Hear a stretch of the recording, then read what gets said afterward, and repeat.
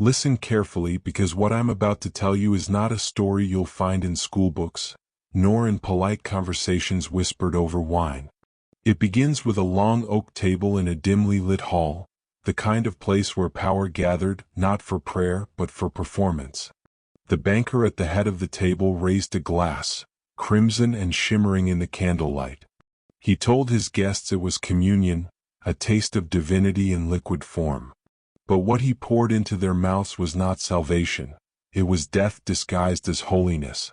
Imagine the silence after the first convulsions, the gasps when smiles cracked into screams.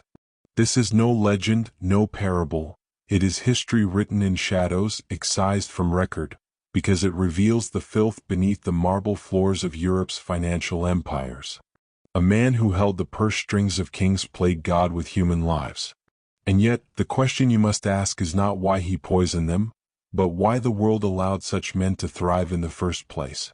Because the answer is the same today as it was then: power feeds on blind faith. What if I told you that the chalice he raised that night was more than a vessel? It was a symbol of control, of trust turned into a weapon. And centuries later, that same ritual, wine, bread, faith, obedience, still binds billions to systems they do not understand. Do you feel the unease in your chest? That is the recognition that this story is not about the dead. It is about you. The banker's name has been buried under 100 coats of paint, each historian brushing over the truth. But whispers trace him to the black nobility of Venice, those merchant princes who traded not only in spices and silk but in the human soul. They were masters of shadow economies, inventors of credit schemes that made kings beg like peasants. Picture it: men who never lifted swords, yet toppled empires with ink and contracts. And among them, one figure earned a reputation so sinister that even allies called him the alchemist of flesh. His belief was grotesque but chillingly logical. Money was not enough to prove loyalty. Only blood could. He invited dukes, merchants, and priests to dine, to drink, to seal alliances. But his table became an altar, his wine a sacrament of slow death. The survivors, if there were any, were sworn to silence, for to speak was to admit complicity. Now here's the hook. What if these feasts were never about murder alone? What if they were rituals, carefully staged, designed to test obedience and to bind men through trauma? Think of hazing in its darkest form, a psychological scar branding loyalty deeper than ink. Once you've swallowed poison at the table of a master, can you ever walk away? Or do you remain chained by the terror of survival itself? This was not a crime. It was initiation. But let us cut deeper. Why poison? Why not blade? Why not rope? Because poison is intimate. It enters you quietly, it works in silence, it makes your body betray you. It is the perfect metaphor for systems of control that seep into culture, religion, and government. When the banker poured that chalice, he was staging a demonstration of power more brilliant than any sermon. His guests believed they were sharing communion.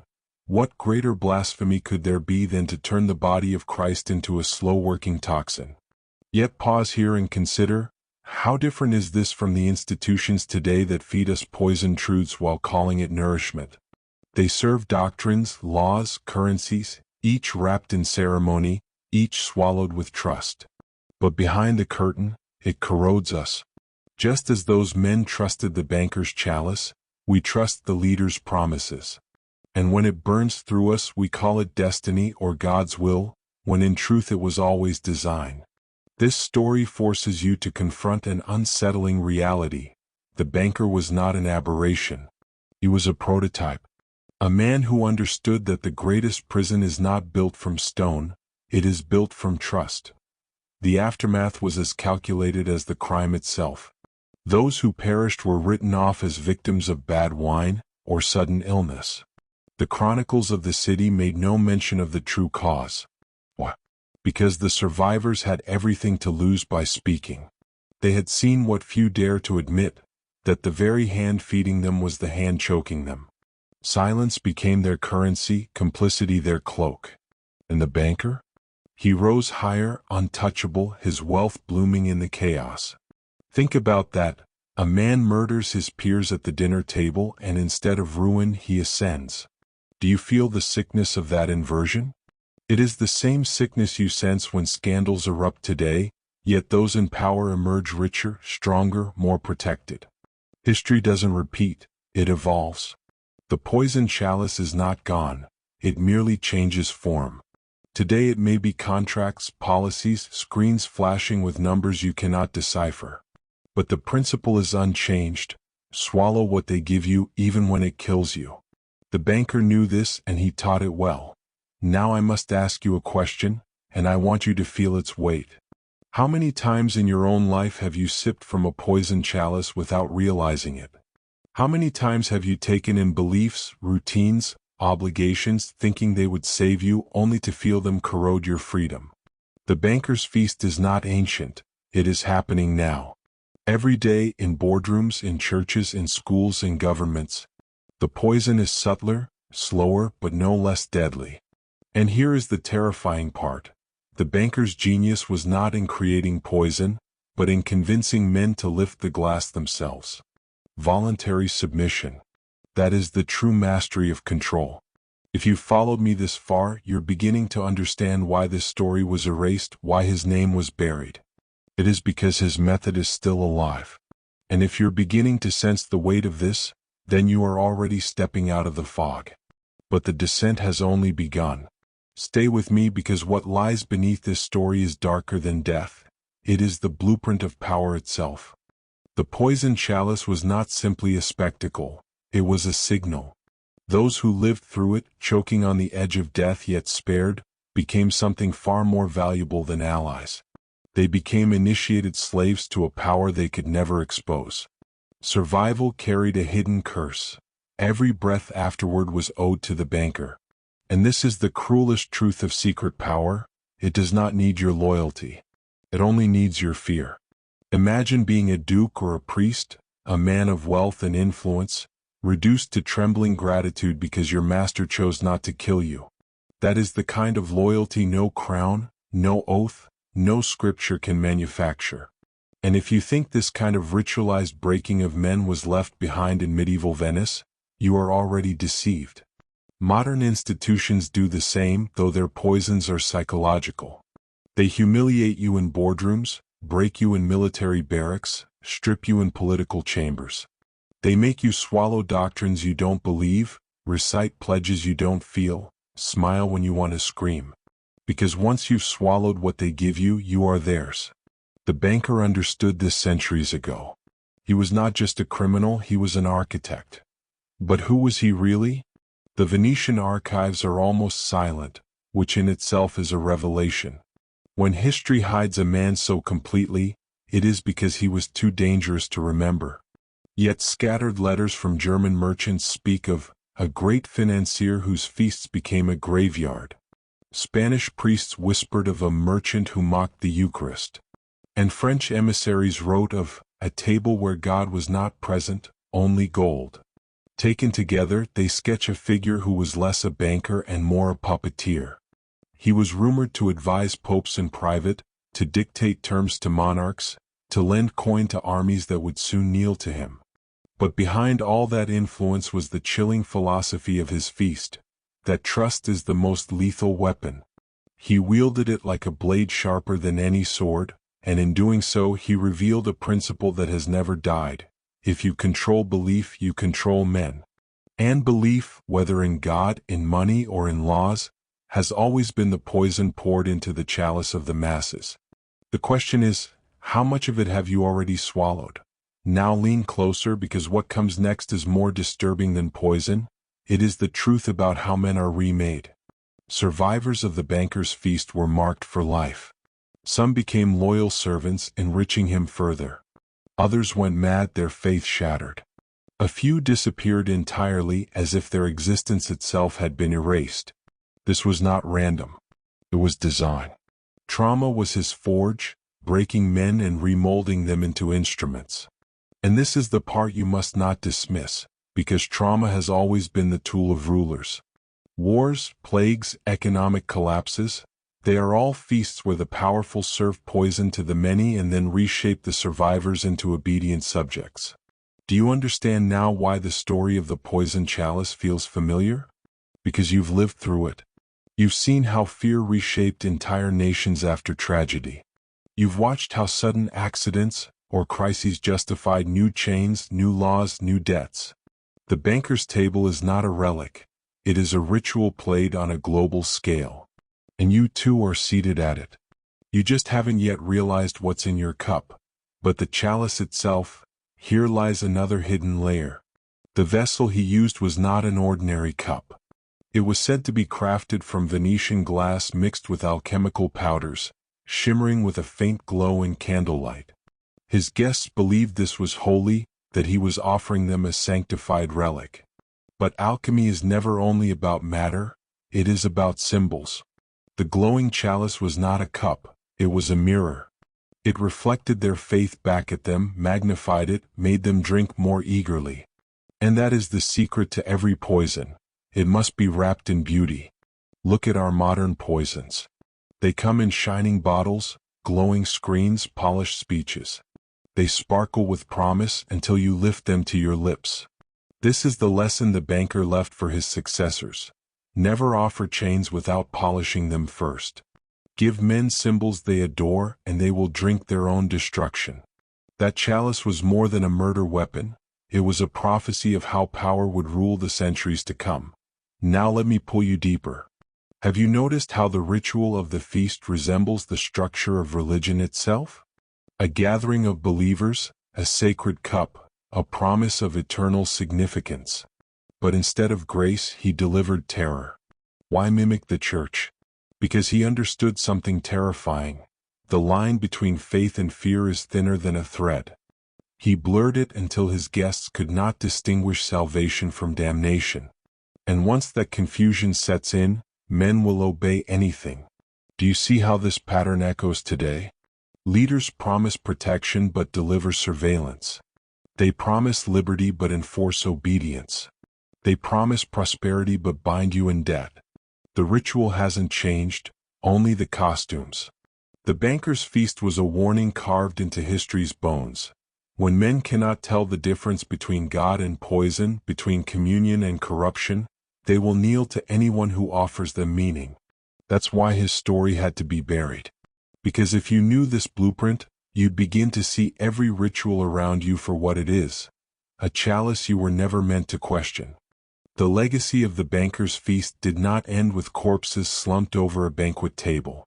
It spread like an infection into secret societies, orders that studied his methods and wove them into their initiation rites. Some claimed the Templars, after their dissolution, whispered of a Venetian master who replaced vows of poverty with rituals of poison. Others pointed to the Rosicrucians, whose symbolism of chalices and alchemy carried faint echoes of his craft. But most chillingly, fragments of his philosophy appear in the rites of Masonic lodges, where the initiate drinks a symbolic cup, swearing never to reveal secrets. Is this coincidence or transmission? You already know the answer. Power moves in bloodlines, not in accidents.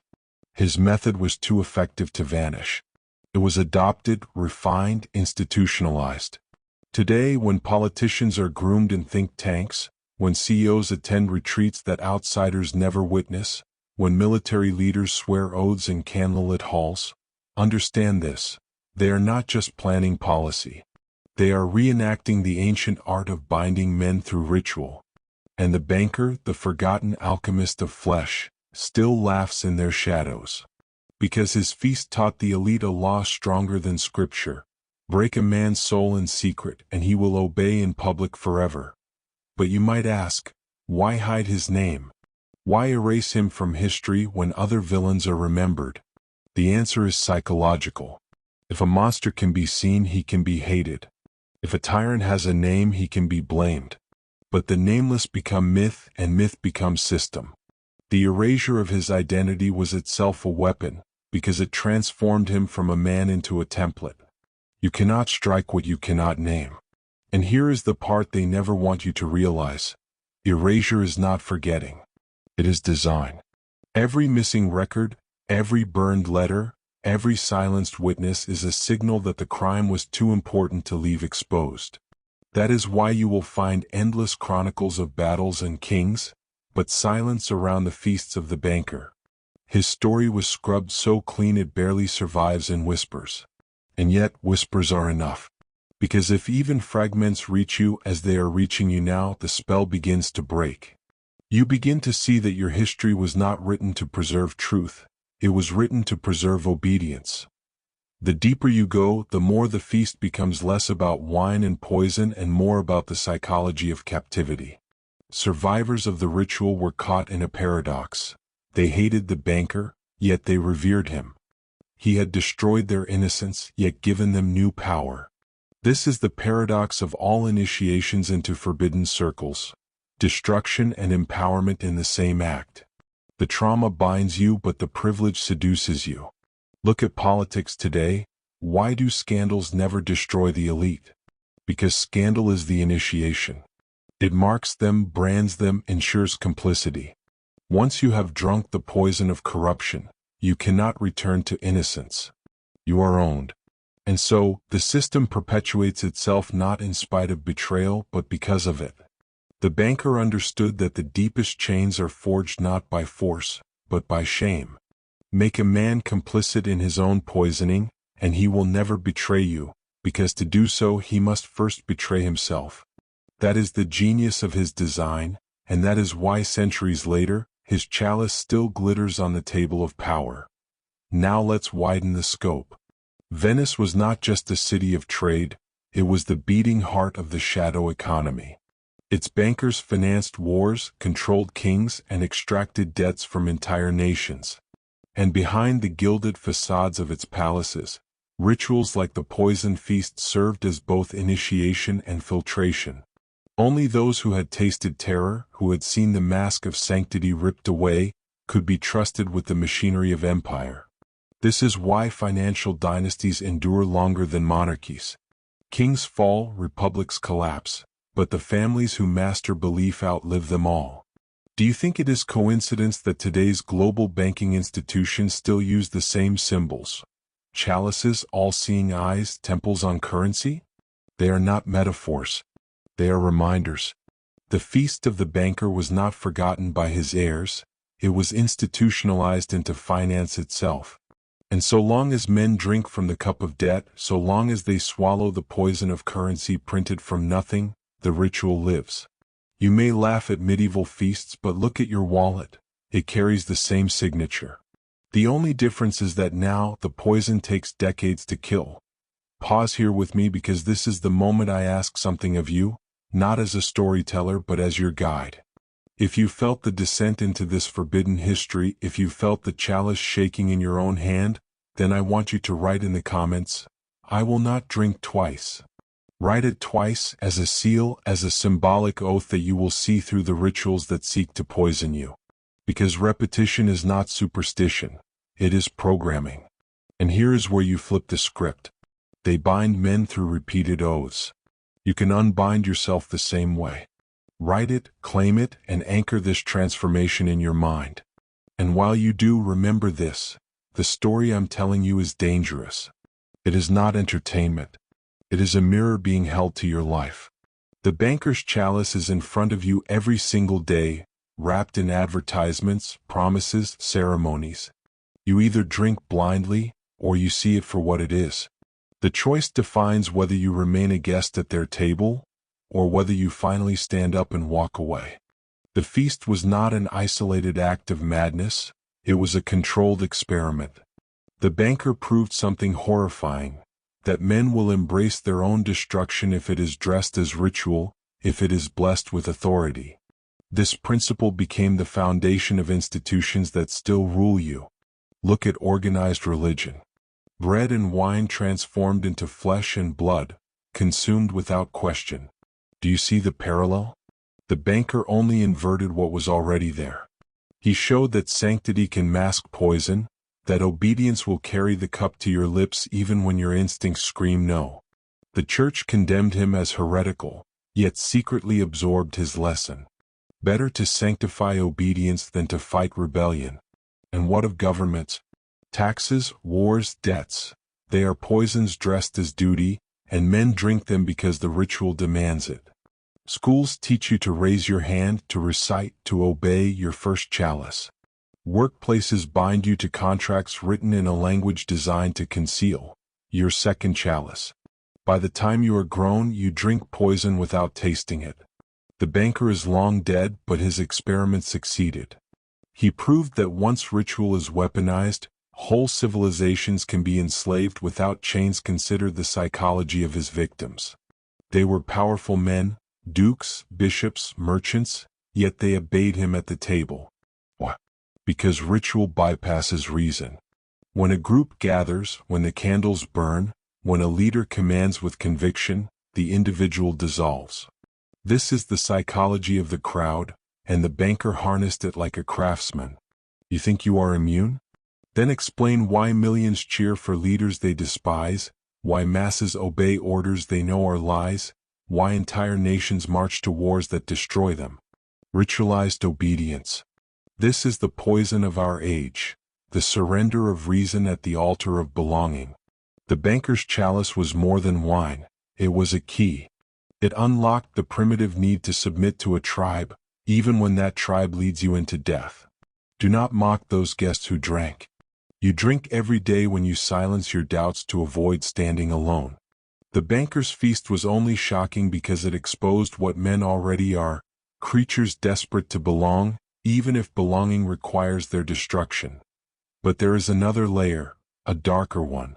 Some historians whisper that the poison was not intended to kill, but to induce visions. An alchemical brew that blurred the line between death and revelation. Survivors described seeing the devil in the chalice, or hearing voices whispering contracts they could not resist. If true, then the feast was not simply murder, but ritualized transformation. Ingesting poison became a gateway, a baptism of terror that shattered the self and rebuilt it in obedience. Does that sound outlandish? Look at modern Black Ops programs where drugs are used to break and rewire minds. Look at cults that starve initiates, force them into hallucinatory states, then bind them with vows. The pattern is unchanged. Terror plus ritual equals transformation. This suggests the banker was more than a financier. He was an alchemist of the soul, experimenting not with gold but with human will. His chalice was a laboratory, his guests were test subjects, and the formula he uncovered still guides the architects of psychological control today. You might think, surely people would resist, surely someone would expose him. But here is the cruelty: those who tried were erased. A Venetian priest who denounced him was found floating in the canals. A merchant who spread rumors died of mysterious illness. Documents naming him were destroyed during the plague fires. Resistance was not just punished, it was made invisible. And this is how power hides, not by denying its crimes, but by erasing the evidence until doubt itself becomes a weapon. Ask yourself, how many events in your lifetime have felt orchestrated, yet left no proof? How many times have witnesses disappeared, files burned, truths classified? The banker's feast is the blueprint for plausible deniability. Poison leaves no sword wound, no dagger mark. It kills quietly as if nature itself did the work. And so, the system thrives not because it is invisible but because it makes you doubt your own eyes. That is why history has no name for him, because doubt was his greatest invention. And here is where the descent deepens into the marrow. The banker proved something that echoes across every hierarchy. Control is not sustained by force, but by ritualized betrayal. Every man who drank that chalice betrayed himself first, then his peers. That betrayal created a bond darker than loyalty, a bond of shared guilt. And guilt is the strongest leash of all. Do you wonder why politicians vote for laws they privately despise? Why CEOs enforce policies they know will destroy lives? Why soldiers obey orders they know are immoral? Because once complicit they cannot turn back. The feast lives inside them. The poison chalice was never about wine, it was about manufacturing guilt so deep it could be weaponized for life. And here's the haunting part. You too are given chalices of compromise every day. Sign this paper. Agree to this term. Look the other way. Each small sip builds the chain. By the time you realize the guilt is too heavy to escape, that is the invisible prison the banker designed. And the walls of that prison stretch around you now. The banker's feast was not a single night of horror, it was a seed. And seeds, when planted in the soil of power, grow into dynasties. The families who survived, who swore their silence, carried the ritual into their bloodlines. Centuries later, those same names surface in the ledgers of Europe's banking houses. The Medici, the Fuggers, the Rothschilds, all entwined in the shadow of Venetian finance. Do you think this is coincidence? The ritual of poison communion became less literal but more effective. Instead of killing rivals, they enslaved them with debt. Instead of chalices, they offered contracts. And just like their ancestor, they learned the art of making men raise the poison to their own lips. A king who borrows gold to fund a war drinks the chalice. A government that surrenders its treasury to private banks drinks the chalice. A citizen who mortgages his life for a house he never truly owns drinks the chalice. The poison is no longer wine, it is ink, debt, interest. And it spreads slower, but the result is the same. Death in installments. And once again the survivors remain silent, because they profit while the masses choke. Understand this, ritual evolves. The chalice became the bond market. The banquet became the stock exchange. The poison became inflation, taxation, the hidden theft of labor through numbers conjured from nothing. But the psychology is unchanged. They stage ceremonies, floor bells ringing at Wall Street, gavel strikes in parliaments, handshakes in marble halls. Rituals designed to look sacred, designed to cloak poison as prosperity. You cheer when the markets rise, not realizing the wine is already in your bloodstream. You trust the smiling faces in suits, not realizing they are the modern priests of debt, blessing you with chains. The banker's feast never ended, it simply changed costume. And here's the truth they cannot allow you to see. The entire global financial system is a continuous communion, where the few pour poison for the many, and the many lift the cup willingly, praying it will save them. But salvation was never the intention. Only obedience. And if you've ever wondered why the rich grow richer in every crisis, it is because crises are feasts. And you, unknowingly, are always seated at the table. But there is another layer one most refused to see. The chalice was not only about wealth, it was about worship. Power craves not just obedience but reverence. The banker did not only want his guests to fear him, he wanted them to see him as divine. Poison disguised as sacrament blurred the boundary between man and God. And that is the same blueprint used today. Political leaders do not simply govern, they demand devotion. Celebrities are not simply entertainers, they are elevated as idols. Corporations do not simply sell products, they build cults. Each of these is a chalice, shimmering with promise, sanctified with ritual. And you drink not because you are forced but because you want to belong, to feel part of something greater. This is the cruel genius of the system. It feeds on your desire to worship. And once you bow your head, they no longer need chains. Your devotion is enough. The banker knew this centuries ago. And now you know it too. Ask yourself, why do governments and corporations invest so much in ceremonies, in flags, in logos, in grand speeches, in televised rituals? Because they understand what the banker understood. Symbols bypass reason. They reach directly into the subconscious, turning poison into gospel. The bread and wine became the chalice. The chalice became the contract. The contract became the flag. And now the flag becomes the face you salute, the anthem you sing, the logo you wear proudly without ever questioning what it costs you. The ritual does not end at the table, it follows you into every corner of life. That is why the banker's story had to be erased. Because if you recognized the mechanics of his ritual, you would see the mechanics of your own world. And once you see, you can no longer drink blindly. You either refuse, or you expose. And exposure is the one thing power fears more than rebellion, because rebellion can be crushed. But exposure spreads like fire. Once the chalice is seen for what it is, no man lifts it again without hesitation. Now let me speak directly to you, the one still listening, the one who has followed me this far down. You are not here by accident. Something inside you already suspected the world was not what it seemed. The banker's feast is not a tale of history, it is a mirror for your present.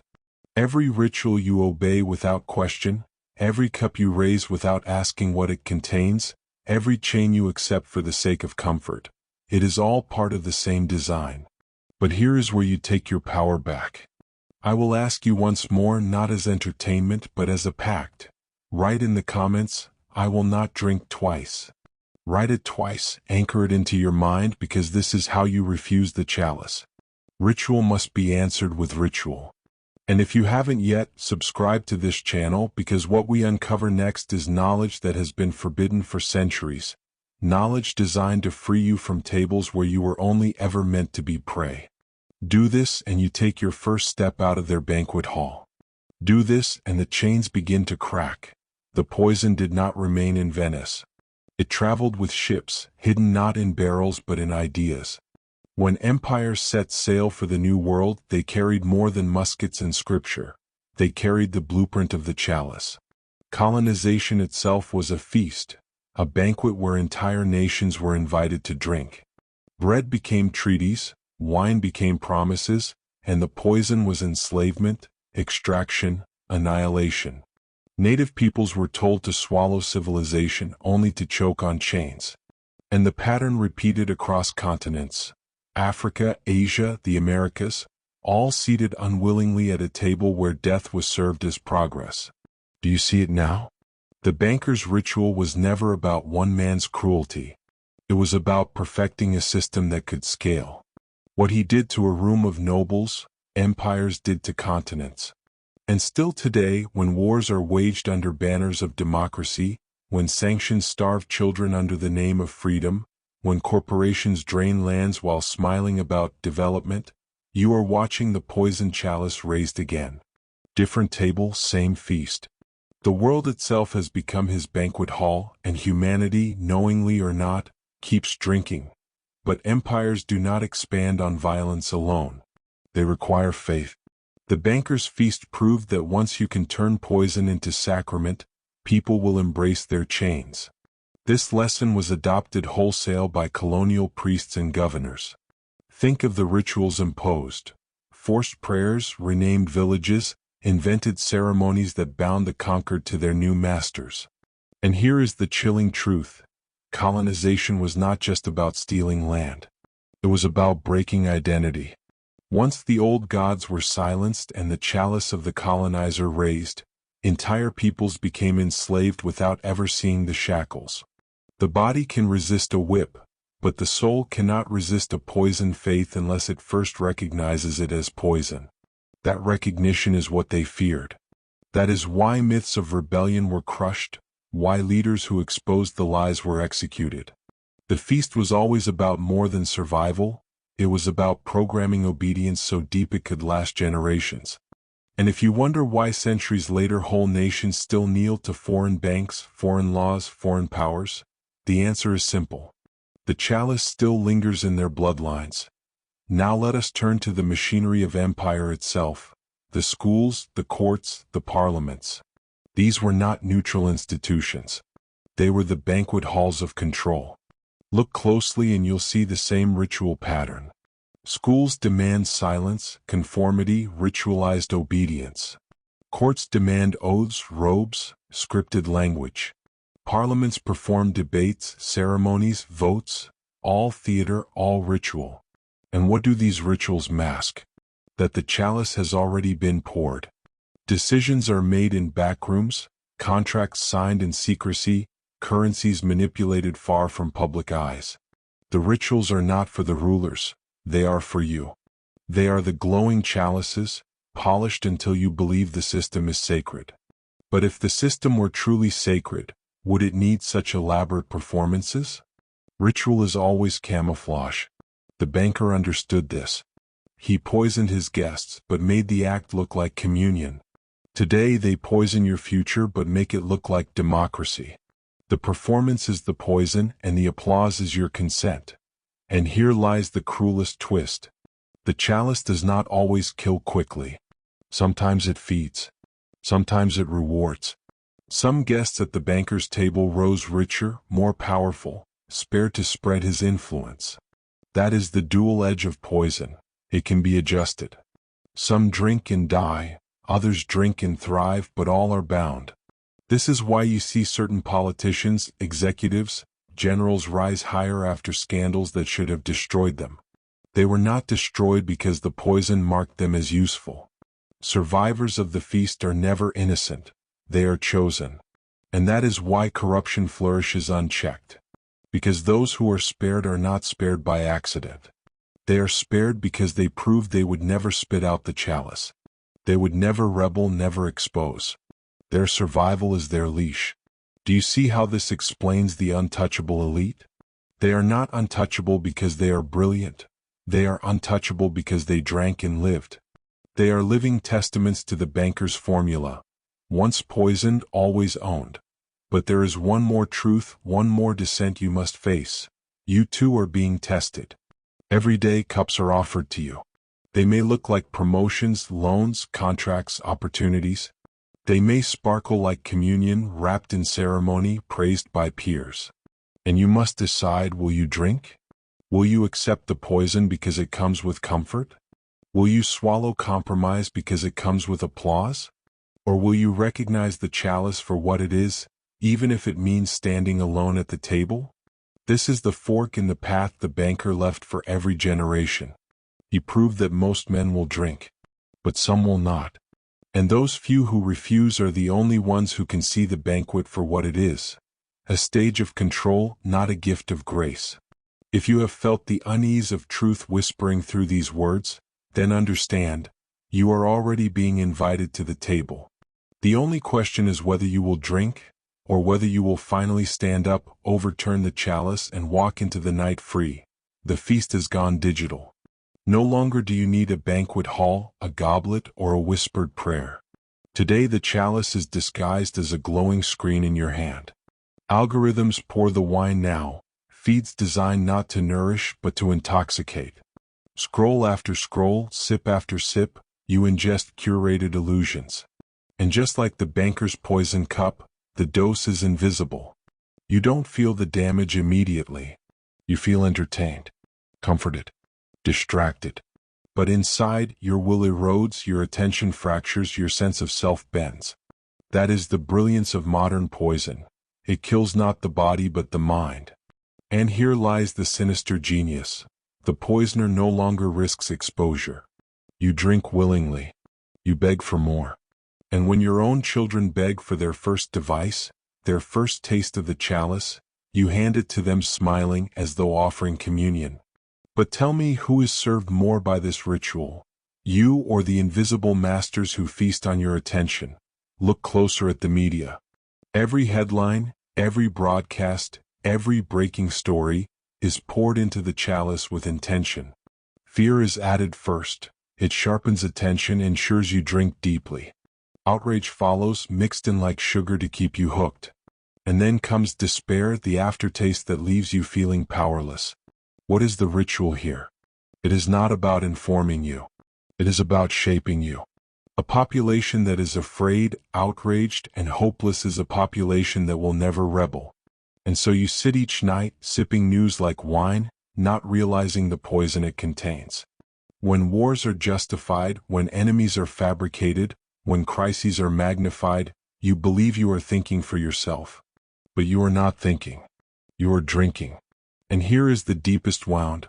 Once your perception is poisoned, you will defend the poisoner. You will argue for your favorite channel, defend your favorite journalist, attack anyone who dares to expose the chalice. This is not loyalty, it is intoxication. And the more you defend the cup, the more you prove you are already bound. Psychology itself has been weaponized. The science that once sought to heal minds now engineers them. Entire branches of research were swallowed by intelligence agencies and marketing firms. studying not how to free people but how to break them. Consider the experiments in obedience, the studies on trauma, the trials in sensory control, all designed not to cure but to program. And where did these methods go? Into advertising, into classrooms, into prisons, into warfare. What began in sterile labs now flows into your daily life. The banker's poison is not in a goblet now, it is in every logo, every slogan, every policy that seems harmless but lodges itself in your subconscious. You are not meant to notice. You are meant to absorb. And what happens when a society absorbs enough poison? It begins to police itself. You silence yourself before they silence you. You censor your own thoughts, laugh at your own unease, mock anyone who dares to resist. That is when the feast is complete. When the guests themselves start pouring the chalice for each other. But the most insidious chalice yet is not poured into your mind, it is poured into your identity. This is the phase we live in now, the era of engineered selfhood. You are told who you are by algorithms, advertisers, influencers, governments. Each category, each label, each identity card is another sip of the cup. They convince you that you chose these identities, but in truth they were poured into you. And once accepted, they control you as effectively as any chain. Nations weaponize identity against their citizens, turning class against class, race against race, faith against faith. Divide and feed, divide and feast, that is the eternal recipe. And as long as you defend your chalice, you will never see the banquet. You will believe your prison is freedom, your shackles are pride, your poison is life itself. But let me ask you, when was the last time you felt truly unshaped by others? When was the last time you refused the cup and stood naked in your own raw essence? Few ever do. And that is why the feast continues century after century, and yet, there is a choice. There has always been a choice. That is the one truth the banker could never fully erase. Even in his banquet hall, some guests noticed the tremor in his hand, the glint of something dark in the chalice. Some felt the unease deep in their gut and whispered no. Most drank, but a few refused. And though history buried their names, their refusal echoes across time. The same choice stands before you now. Will you drink the endless chalices handed down through media, schools, screens, politics? Or will you set them down? Refusal is dangerous.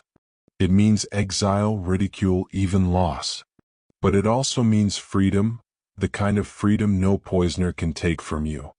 If you followed this descent, if you felt the weight of these words, then I ask you now to comment this phrase twice below. I will not drink. Let it lock into your identity, let it seal your transformation. Refusal is the first act of awakening. And once you refuse, you will never see the chalice the same way again. History shows us that the chalice was never meant to vanish, it was meant to evolve. When religion weakened, politics replaced it. When politics faltered, media rose. And now, as media fractures, technology takes its throne. The newest chalice is not poured into your hands, it is wired into your veins. Biometric IDs, digital currencies, artificial intelligence whispering into every corner of your life. These are not conveniences. They are rituals in disguise. Each scan of your fingerprint, each swipe of your card, each I agree you tap without reading, these are the sips of the modern poison. And unlike the old wine, this dose does not kill you outright. It catalogs you, binds you, files you. It turns your very existence into currency for the banquet. You are no longer just a guest at the table, you are the dish being served. And the poisoners? They no longer need to hide. Their ritual has become the very air you breathe. But do not mistake this for random progress. The system was designed to reach this point. The banker's ritual was the prototype, but today's powers perfected it. Think of every institution you trust, your bank, your hospital, your government office. Each demands ritual. Sign here. Swear this. Pay that. Wait your turn. What is ritual if not obedience carved into routine? And what is routine if not identity turned mechanical? You believe these institutions serve you. In truth, you serve them. And every ritual you complete is another sip from their chalice. Remember how the banker smiled as his guests drank, believing they shared communion? That smile lives on. Every time you obey without question, every time you comply without thought, every time you swallow the bitter taste of injustice because it comes in a gilded cup, that smile flickers somewhere in some boardroom, in some hidden chamber where they watch you from behind glass walls. Their greatest satisfaction is not that you drink, but that you thank them for the poison. Now let me tell you a secret few dare whisper. The banker's story was preserved not just as a warning, but as an instruction. Secret societies studied it. Orders of power passed it along. The poison feast became a sacred myth among those who sought to rule, not serve. To them, it was never about murder, it was about revelation. The revelation that most humans will betray themselves for the illusion of communion. That was the truth they inherited, and that is the truth they wield. Look at the symbols etched in their halls, carved into their dollar bills, hidden in plain sight in their logos. Chalices, serpents, grapes, vines, they do not mock you by accident. They tell each other and themselves that the ritual still works. And the proof is everywhere. Millions drinking daily, thanking their poisoners, laughing at those who refuse. The myth became reality. The ritual became law. And unless you awaken, you too will remain a loyal guest at their eternal banquet. But listen carefully now, because this is the part they never wanted you to hear. Poison works only if you remain unconscious. The moment you see the chalice for what it is, the spell begins to break. Your refusal becomes a weapon. Your awareness becomes an antidote. This is why censorship grows stronger, why distraction multiplies, why rituals tighten. The poisoners know that if enough awaken, their banquet ends. Remember this, they do not fear your rebellion. They fear your clarity. They fear the man who sees the chalice and chooses not to drink. Because that man cannot be bought, cannot be programmed, cannot be owned. That man becomes a mirror, reflecting truth into others' eyes. That man spreads awakening like fire. And fire cannot be contained once lit. That is why I urge you, do not just listen. Refuse their chalices in small ways, daily ways. Withdraw your consent. Break their rituals. And if you have not already, subscribe to this channel. Because every voice that refuses strengthens this circle of fire, this hidden resistance that is growing silently, invisibly beneath their banquet hall. And so we arrive at the final descent, the place where most fear to tread. Imagine yourself standing in that Venetian hall centuries ago, the poison chalice raised before you. The candlelight flickers, shadows dance on painted walls, and the banker's eyes search yours, waiting.